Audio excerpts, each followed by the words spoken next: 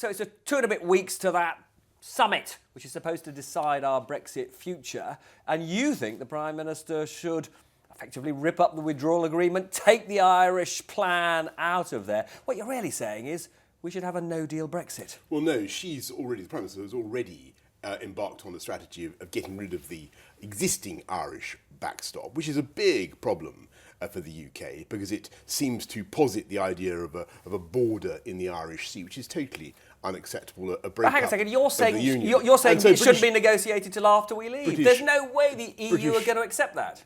British negotiations are currently, Robert, bent on trying to get a different backstop in, as you know. That's what it's all about. And I think what we should do is pursue the logic of that, get rid of the December the 8th Irish backstop, which is totally unacceptable, as the Prime Minister has rightly said, and go for a proper free trade deal, a Super Canada free trade deal of the kind that she indicated at Lancaster House in January 2017. And the sad thing about these negotiations is that they really were on the right course. We were heading for the kind of deal that would have delivered the Brexit people voted for. We then, unfortunately, because of the election and a loss of momentum and the growth in perceived importance of the Irish issue, we've lost focus on that. And the Chequers proposals, at the risk of belabouring the point, would be absolutely disastrous for this country, for how we're seen abroad, for our ability to do free trade deals, for our ability to make the most of Brexit. The problem with the Chequers proposals is can I just finish the point? Sure. Yeah. The point about the Chequers proposals is that they mean that the UK becomes, as people say, a vassal state. We're a colony. We are the first country in the history of this continent actually to accept foreign rule from Brussels, but to have no one representing us around the table. It was sort of the first time since 1066 it's happened to this country. Okay, so and I think most people looking at that will say that's not just politically, but also economically unacceptable. And it's not a pragmatic answer to go down that route. It's not a sensible compromise, because what it does is it exposes British business, British industry, British entrepreneurs, British innovators perpetually to rules and regulations designed in Brussels that may actually be expressly inimical to the interests of the UK economy. It's a point worth making. And I think people need to understand why the Prime Minister needs to get back to her original vision. But can I ask you a couple of very simple questions? Drop the current Irish backstop, as she's rightly doing, and go for a new proposal. Okay, got it. Now, 2 very simple questions to which a one-word answer would be acceptable. Is a no-deal Brexit better or worse than Chequers? I think that Chequers is the worst of both worlds. And what you've got with Chequers is a situation in which you're effectively out of the EU, formally speaking, in some ways, but you're still run by the EU. You have made that point. You have made that point. So to answer your question directly, a no-deal solution or a WTO solution, although it's not one I seek, and I think it's very unlikely that we'll have to go there. I don't think we will end up in a WTO solution, because I think the Super Canada idea is much, much better and much, much more attractive.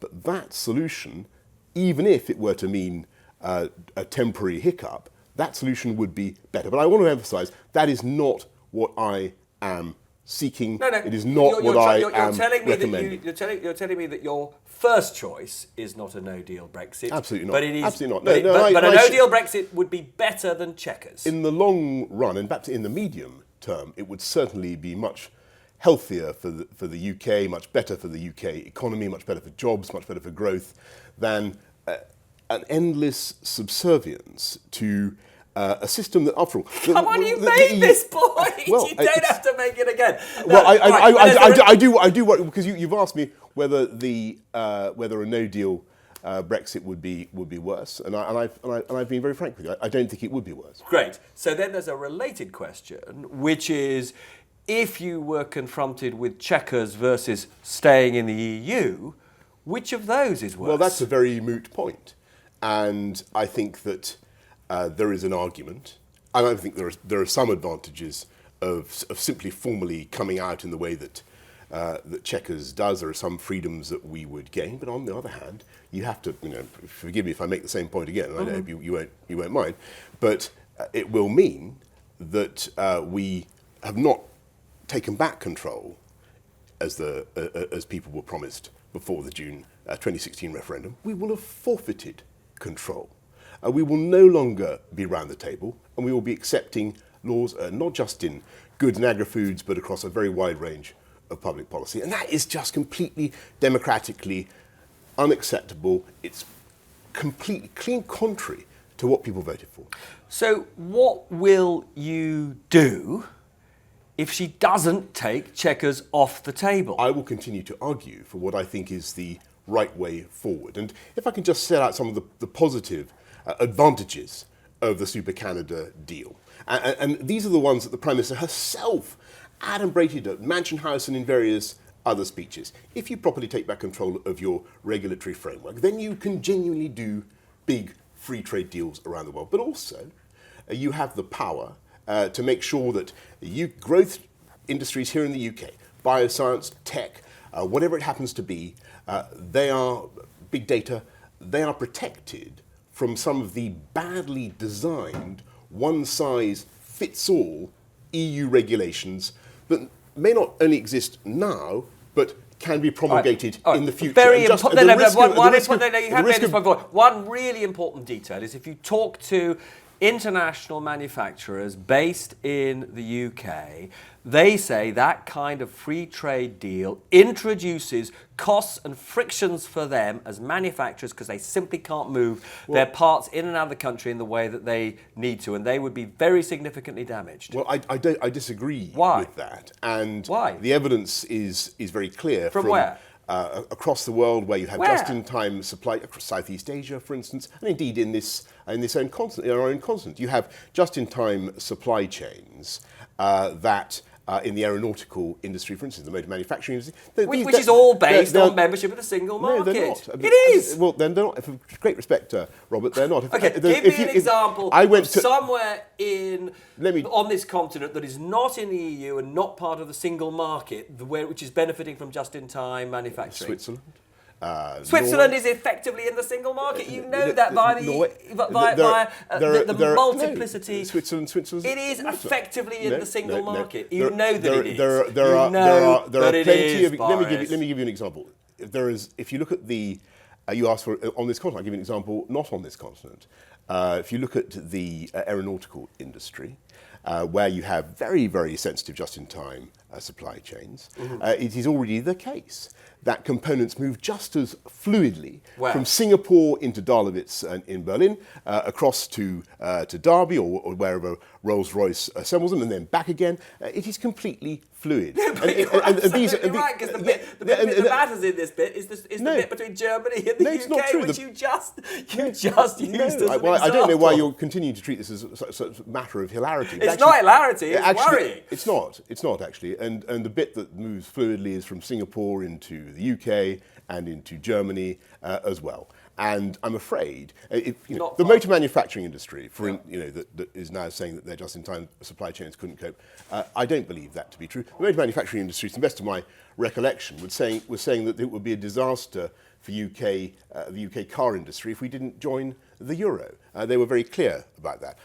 There are examples around the world of just-in-time supply chains that operate with a high degree of efficiency over customs union differentials. There is no reason why that can't be done. That should not be an obstacle to us properly taking back control, delivering what the British people voted for, and doing great free trade deals and seizing back control of our destiny. And I think that this is, in the end, a matter of trust.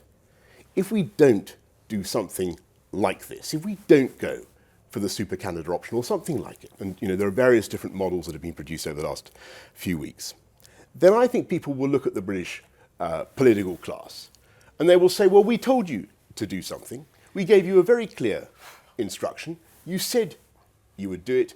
And once again, true to form, you've weaseled out. Sure. You're not only weaseled out, you've bottled out. I'm not dismissing that these are very serious issues. Of course they are. But we are where we are, and therefore there's some practical questions that you have to face up to. One is, if the Prime Minister brings a Chequers-based deal to the House of Commons, will you vote against it, as many of your colleagues say they will? Well, Robert, I resigned from the Cabinet in order to be able to argue against the Chequers deal. You can take it that I'm not its number one fan. My objective at the moment, Chequers proposals, it's not a deal, it's proposals.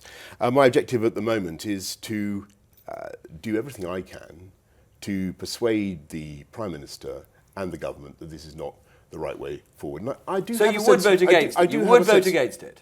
Well, we haven't seen what the proposals are, but I certainly can't support Chequers. Okay, let's be clear. Look, hang on a second. This has really been, you putting forward your ideas, and our viewers will be deeply grateful. But they will also want to know what your views are on to material consequences of what may happen.